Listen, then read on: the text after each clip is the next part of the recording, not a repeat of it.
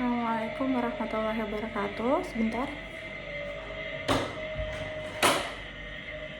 Jadi kali ini aku akan menjelaskan tentang Quran Surat An-Naml ayat ke-17, 18, dan 19, yaitu presentasi dari kelompok 10. Jadi kita mulai dari artinya ya. Di kelompok 17, dan untuk Sulaiman dikumpulkan bala tentaranya dari jin, manusia, dan burung. Lalu mereka berbaris dengan tertib. Kemudian di ayat 18, hingga ketika mereka sampai di lembah semut, berkatalah seekor semut, wahai semut-semut, masuklah ke dalam sarangmu agar kamu tidak diinjak oleh Nabi Sulaiman dan bala tentaranya, sedangkan mereka tidak menyadari. Kemudian di ayat 19, maka dia Sulaiman tersenyum lalu tertawa karena mendengar perkataan semut itu, dan dia berdoa, ya Tuhanku, anugerahkanlah kepadaku ilham untuk tetap mensyukuri nikmat-Mu yang telah Engkau anugerahkan kepadaku dan kepada kedua orang tuaku, agar aku mengerjakan kebajikan yang Engkau ridhoi, dan masukkanlah aku dengan rahmat-Mu ke dalam golongan hamba-Mu yang saleh. Jadi di ayat 17 ini, Quran Surat An-Naml ayat 17-19 ini menceritakan tentang kisah Nabi Sulaiman, yang mana waktu itu Nabi Sulaiman sedang berjalan, kemudian bertemu dengan semut. Kemudian Nabi Sulaiman mendengar percakapan semut, di mana semut itu takut terinjak. Kita lanjutkan kembali.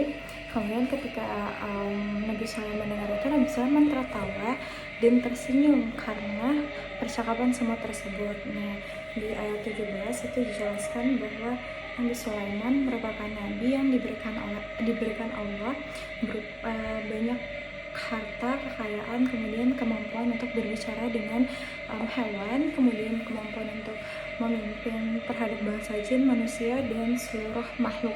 Jadi dan di masa Nabi Sulaiman itu juga masa dimana sihir sihir lagi bagus bagaimana ya, sihir itu sedang maju-majunya. Kemudian Nabi Sulaiman sendiri pandai sihir, bahkan konspirasinya sampai sekarang itu di bawah singgasana Sulaiman itu ada buku sihir, dan kalau misalkan ketemu itu bisa menguasai dunia gitu, salah satu konspirasinya. Kemudian Nabi Sulaiman itu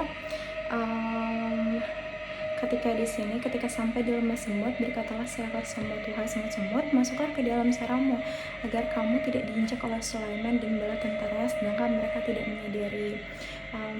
Di sini artinya itu adalah seekor semut, atau di cerita lain itu ratu semut ya. Ratu semut itu menghimbau para bala tentaranya atau para rakyatnya untuk masuk ke dalam sarang agar tidak terinjak gitu. Jadi salah satu bentuk pemimpin yang bertanggung jawab ialah menghimbau para anak buahnya atau menghimbau para rakyatnya bahwa untuk masuk ke dalam sarang atau untuk mencari tempat aman agar tidak terinjak oleh Sulaiman dan bala tentaranya, sedangkan mereka tidak menyadari karena mereka kecil kan. Kemudian di ayat 19 kan, maka dia Sulaiman tersenyum lalu tertawa. Nah, di sini Ibnu Katsir itu menganggap bahwa tersenyum dan tertawa itu ditafsirkan sebagai sebuah reaksi spiritual, di mana bentuk kesyukuran Nabi Sulaiman dapat mendengar bahasa semut. Kemudian Nabi Sulaiman tertawa dan tersenyum ketika mendengarkannya, seperti kayak bayangkan kita lagi jalan gitu kan, terus kemudian ada dua kurcaci kecil atau dua semut kemudian lagi ngomong rame-rame gitu, kayak awas masuk ke dalam gitu. Kalau dari cerita-ceritanya gitu, kayak wahai semut, masuklah ke dalam, nanti kalian akan terinjak oleh bala tentara Nabi Sulaiman, sedangkan mereka tidak menyadarinya. Kemudian Nabi Sulaiman tertawa sebagai bentuk bersyukur bahwa Allah menganugerahkan kepada Nabi Sulaiman kemampuan untuk berbicara dengan hewan. Kemudian setelah itu, ketika mendengar perkataan itu, Nabi Sulaiman langsung berdoa sebagai bentuk rasa syukur Nabi Sulaiman. Langsung diaksikan, yaitu Nabi Sulaiman berdoa, ya Tuhanku, anugerahkanlah kepadaku. Ini aku hafal sebenarnya. Qala rabbi auzi'ni an ashkura ni'mataka allati an'amta 'alayya wa 'ala walidayya wa an a'mala shalihan taradahu adkhilni birahmatika fi ibadikas sholihin, yang mana ya Allah anugerahkanlah kepadaku ilham untuk tetap mensyukuri nikmat-Mu yang telah Engkau anugerahkan kepadaku, kepada orang tuaku, kemudian agar aku dapat mengerjakan kebaikan yang Engkau ridhoi, dan masukkanlah aku dengan rahmat-Mu ke dalam golongan hamba-hamba-Mu yang soleh. Di ayat ini itu men-highlight secara besar tentang bersyukur, di mana Nabi Sulaiman ketika mendapatkan anugerah, ketika menyadari Nabi Sulaiman memiliki anugerah, Nabi Sulaiman berdoa dan bersyukur. Di dalam doanya pun Nabi Sulaiman lebih bijak lagi, di mana Nabi Sulaiman berdoa untuk selalu diberikan ilham atau anugerah ilham, agar Nabi Sulaiman bisa mensyukuri nikmat yang telah Allah berikan kepada Nabi Sulaiman. Kemudian Nabi Sulaiman juga memikirkan kedua orang tuanya, yaitu Daud. Ya, kedua orang tua Daud, kan abis Daud Sulaiman, kepada kedua orang tuanya agar mensyukuri nikmat kedua orang tuanya yang telah Allah anugerahkan kepada kedua orang tua Sulaiman. Karena yang memiliki kerajaan kan Daud, kemudian Daud turunkan kepada Sulaiman. Kemudian Nabi Sulaiman juga meminta kepada Allah agar diridhoi untuk mengerjakan kebaikan. Setelah bersyukur, Nabi Sulaiman meminta untuk, ya Allah, ridhoilah aku untuk mengerjakan kebajikan, untuk membalas kesyukuran itu.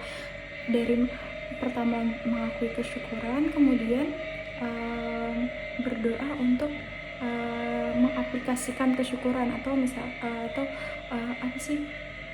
beraction. Bentuk dari kesyukuran itu adalah pengaplikasian kesyukuran mungkin kalian. Kemudian berdoa di akhir doa, Nabi Sulaiman berdoa untuk memasukkan Nabi Sulaiman dengan rahmat-Mu ke dalam golongan hamba-hamba-Mu yang saleh. Kenapa tidak masuk surga atau yang lain, tetapi hamba-hamba yang saleh? Karena hamba-hamba yang saleh merupakan hamba-hamba yang dicintai Allah. Hamba-hamba yang saleh merupakan orang-orang pilihan Allah yang dekat dengan Allah, yang selalu berdoa, kan soleh. Jadi tidak hanya sekadar bersyukur, kemudian pengaplikasian bersyukur, kemudian untuk mengerjakan, kemudian tidak hanya bersyukur, kemudian pengaplikasian tidak hanya bersyukur terhadap diri sendiri, kemudian terhadap orang tua, tapi juga pengaplikasian terhadap kesyukuran itu, kemudian juga berdoa untuk dimasukkan ke dalam golongan, berdoa untuk mendapatkan rahmat dan dimasukkan ke dalam golongan orang-orang soleh. Kenapa rahmat? Karena dengan rahmat Allah lah kita bisa masuk ke dalam golongan orang-orang yang soleh. Korelasi pendidikan yang terdapat di Quran Surat An-Naml ayat 17-19 itu, yang pertama itu tentang kita sebagai manusia itu harus bersyukur gitu, mengedepankan kesyukuran. Kedua, bentuk kepemimpinan yang baik adalah kepemimpinan yang mempunyai empati, di mana Nabi Sulaiman, ayat ini menunjukkan bahwa Nabi Sulaiman itu memiliki empati tinggi, yang mana makhluk sekecil semut pun beliau bela gitu, makhluk sekecil semut pun beliau perhatikan, beliau dengarkan gitu. Jadi sebagai seorang pemimpin, kita itu harus mendengarkan suara orang lain, termasuk dari suara rakyat ya, biasanya suara rakyat, termasuk dari rakyat yang paling lemah gitu kan. Padahal bisa saja Sulaiman bisa mengabaikannya, karena semut kan makhluk kecil, namun Sulaiman tidak gitu. Kemudian yang ketiga itu adalah bahagia dan senang sebagai bentuk syukur gitu, dan berdoa apabila kita menyadari bahwa nikmat Allah itu sangat banyak gitu. Itu salah satu, Allah mengajarkan kita untuk, Nabi Sulaiman seperti ini loh caranya berdoa gitu.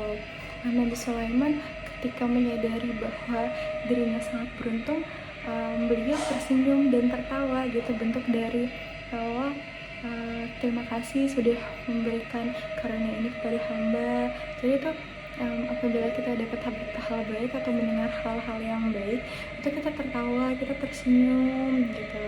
Kemudian kita berdoa kepada Allah karena telah diberikan rezeki untuk mensyukuri nikmat itu yang telah diberikan kepada kita sendiri, kemudian terhadap orang lain, terhadap kedua orang tua kita, kemudian berdoa untuk diizinkan mengaplikasikan kebersyukuran itu sebagai bentuk balasan, sebagai bentuk tanda terima kasih kita sudah diberikan nikmat, kemudian meminta kepada Allah untuk memasukkan kita ke dalam kehidupan yang penuh dengan rahmat, karena rahmat dan berkah merupakan kenikmatan hidup.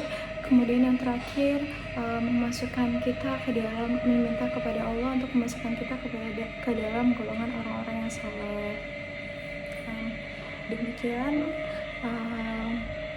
penjelasannya. Wabillahi taufiq wal hidayah. Wassalamualaikum warahmatullahi wabarakatuh.